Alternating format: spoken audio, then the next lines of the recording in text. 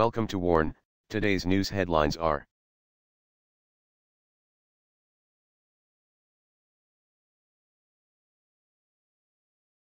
Sale of C-17 to boost India's airlift requirements. The Trump administration's decision to sell one C-17 transport aircraft to India by the U.S. will improve its capability to meet current and future strategic airlift requirements, the Pentagon has said. The proposed sale of C-17 transport aircraft by Boeing at an estimated cost of $366.2 million includes one missile warning system, one countermeasures dispensing system, one identification friend or foe, IFF, transponder and precision navigation equipment. The proposed sale will improve India's capability to meet current and future strategic airlift requirements, Defense Security Cooperation Agency said in a notification to the Congress on Monday. India lies in a region prone to natural disasters and will use the additional capability for humanitarian assistance and disaster relief, the agency said. In addition, through this purchase India will be able to provide more rapid strategic combat airlift capabilities for its armed forces. India currently operates C-17 aircraft and will have no difficulty absorbing this aircraft into its armed forces, the agency said, adding that the proposed sale will not alter the basic military balance in the region. The congressional notification said that a determination has been made that India can provide substantially the same degree of protection for the sensitive technology being released as the U.S. A fully integrated electronic cockpit and advanced cargo delivery system allow a crew of 3, pilot, co-pilot, and loadmaster, to operate the aircraft on any type of mission, it said. Army inducts 5 more battalions to secure Amarnath Yatra. Amid resurgence in militancy, Indian Army has inducted 5 more battalions, around 5,000 men, to secure the Amarnath Yatra and the strategic section of the Srinagar-Jammu highway in sensitive South Kashmir. We have deployed 2 battalions for the Amarnath Yatra. In addition, 3 battalions have been deployed in South Kashmir to cover the national highway, said Lieutenant General J.S. Sandhu, General Officer Commanding, Go C-15 Corps. The Army troops are in addition to 200 companies, each company has strength of 100 men, of the paramilitary forces deployed for the Amarnath Yatra. This is in addition to the local police and other security forces presently posted in Kashmir for different law and order and anti-militancy duties. The first batch of Yatris was flagged off from Jammu base camp on Wednesday. The Yatra will officially take off from the Kashmir Valley on Thursday, when the first batch of pilgrims will start trekking towards the cave shrine from Baltal and Pahalgam routes for darshan of the holy Shiv Lingam. This year, the challenges for the security forces are manifold. The Yatra has to pass from the South Kashmir axis, which is considered sensitive and volatile both as far as militancy and stone pelting is considered. No dialogue with India till Indian Army withdraws troops, China. China on Thursday said the withdrawal of Indian troops from what it said was its territory was a precondition for a meaningful dialogue over the border standoff. This means the pilgrimage to Kailash Mansarovar, put off by China in the wake of the standoff between Indian and Chinese troops, won't resume till both sides sort out their row in the area Donglong, which Beijing calls its own. We urge the Indian side to withdraw troops back to the Indian side of the boundary, Foreign Ministry spokesperson Lu Kang said. This is the precondition for the settlement of the incident and also the basis for us to conduct a meaningful dialogue. I think diplomatic channel of communication remains unimpeded, he added. China also brushed aside Bhutan's protest against Beijing building a road towards a Bhutanese army camp in Zombori area of Doklam or Donglong, calling the construction just and lawful in Chinese territory. Donglong and Doklam is a disputed territory between China and Bhutan where troops from the People's Liberation Army and the India Army had scuffled. Donglong has been Chinese territory since ancient time. This is an indisputable territory and we have adequate legal basis concerning this, Lu said. And this is just a sovereign action by China to conduct the road construction in its territory. This is totally justifiable and lawful. Indian Navy's warship INS Betwa undocked in Mumbai after minor incident. The Indian Navy's guided missile frigate INS Betwa, which had tipped over while being undocked at the naval dockyard in Mumbai in December last year, has been undocked smoothly, officials said on Thursday. INS Betwa has been undocked smoothly and is currently alongside for her refit work, according to the Navy. The undocking, undertaken on June 27, was preceded by a minor incident, involving the ship's listing by around 8 degrees, during flooding of the dry dock, an official spokesperson said. INS Betwa was planned for undocking on June 22, 2017 as part of her ongoing refit.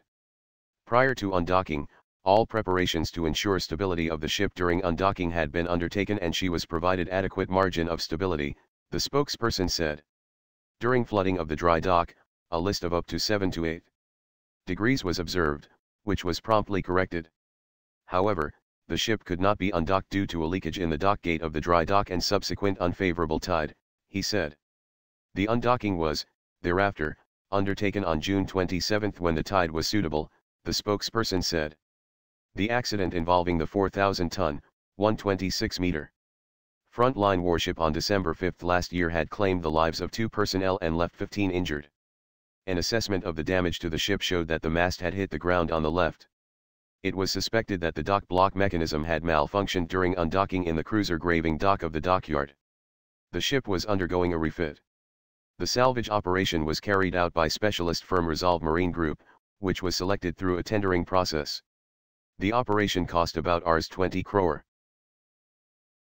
Navy in talks to get submarine rescue ship from Russian shipyard that built most of its submarines. The Admiralty shipyards in Russia has produced most of the submarines that are in the Indian Navy, from the Foxtrot class that has been retired, to the Kilos that still form the bulk of the fleet. The Russian shipyard is now in advanced talks with the Indian Navy for an underwater rescue vessel that can be the difference between life and death for the crew of a crippled submarine.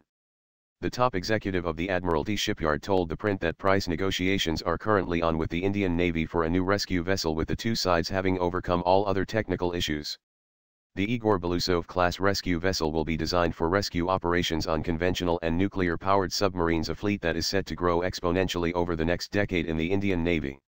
There were some technical issues that we have discussed and overcome. Now we are discussing the pricing. We are hopeful that we will soon win the contract, Alexander Buzakov, Director General of the Admiralty Shipyard, said. The Russian ship is designed to carry out rescue operations, providing air and supplies to a crippled submarine as well as operating vessels close to it up to a depth of 1,000 meters. Designed to operate in rough seas up to sea state 7, the Russian Navy has one such rescue ship operational and is likely to order 4 more for its fleet. Cabinet hikes Siachen hardship allowance for forces. The Union Cabinet on Wednesday announced a hike in hardship allowance for soldiers serving in Siachen, increasing it above the recommendations of the 7th Pay Commission. Finance and Defense Minister Arun Jaitley, briefing media after a meeting of the Cabinet, said the hardship allowance for officers would be increased to Rs 42,500 per month. The 7th Pay Commission had recommended that it should be increased from present Rs 21,000 to Rs 31,500/month. The forces were unhappy with the decision, as comparatively, a civilian bureaucrat draws 30% of his salary American Samoa hardship allowance. For JCOs and other ranks, the hardship allowance for Siachen will be Rs 30,000 compared to the 7th Pay Commission's recommendation of Rs 21,000. The JCOs and ORs were getting Rs 14,000/month as hardship allowance for Siachen at present. Jaitley also said that for the defense personnel in peace areas, ration money allowance will now be given in cash and it will be directly transferred to their bank accounts. U.S. to provide India resources, technology for security, Vice President Mike Pence. The United States will help the Indian Armed Forces to obtain the resources and technology they need to support security in the region, Vice President Mike Pence has said. You need look no further than yesterday's announcement that the United States will sell Sea Guardian UAVs, Apache attack helicopters, and C-17 transports to India, he said. Pence said the process to approve the sale was underway and expressed hope that it would accurately reflect commitment to mutual security among both the nations and the importance of their partnership for security.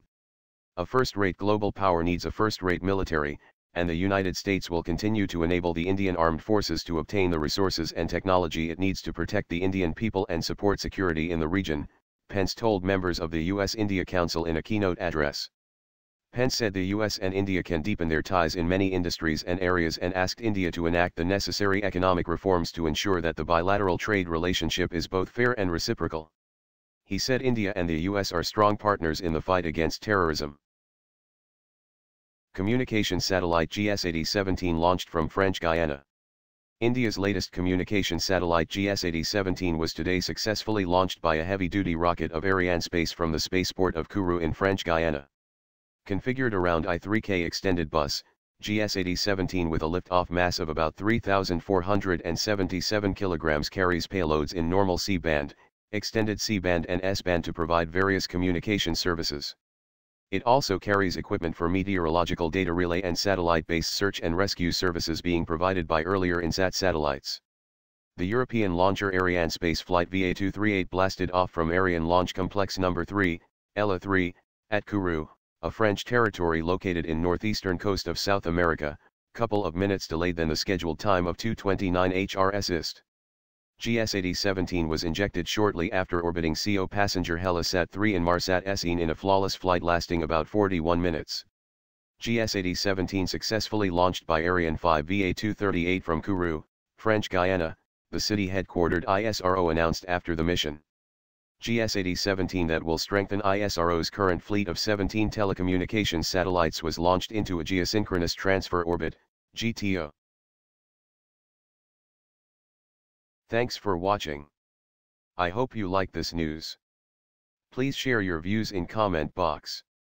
Please like and share this video. Press subscribe button and bell for auto update to you regarding my channel World Action and Reaction News. Warn.